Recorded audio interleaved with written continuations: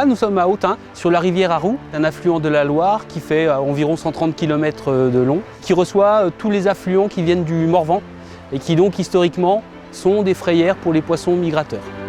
On se situe donc sur le site du barrage de Saint-Andoche, qui faisait une trentaine de mètres de large au travers du lit de la rivière, construit en 1949 pour fournir en eau les industries telles que la fonderie, la blanchisserie qui étaient présentes sur le site. Au fil du temps, ces ouvrages se sont dégradés et n'étaient pas réparables. Tous ces éléments ont incité à faire des travaux pour supprimer ce barrage. Donc l'objectif de ce chantier, c'était de rétablir la continuité écologique et donc d'araser le barrage.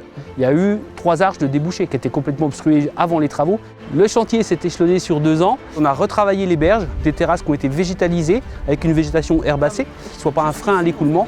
La communauté de communes du Grand Autunois-Morvan, 55 communes, un peu plus de 35 000 habitants, a porté ce dossier. Le montant global du chantier, 997 000 €. Le FEDER, 197 000 € de subventions allouées. Sans des fonds européens, nous n'aurions sûrement pas pu réaliser ces travaux avec nos finances publiques de nos collectivités locales.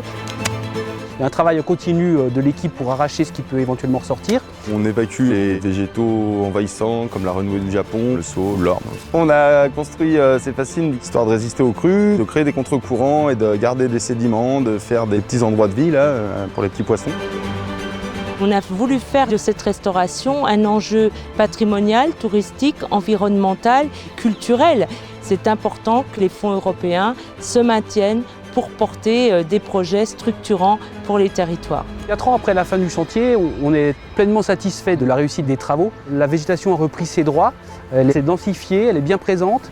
Et puis l'ensemble des habitants de la rivière, que ce soit les poissons, les mammifères aquatiques, peuvent de nouveau circuler librement sur tout l'axe de la Roue. Ça va dans le sens d'une solution fondée sur la nature pour pallier au réchauffement climatique.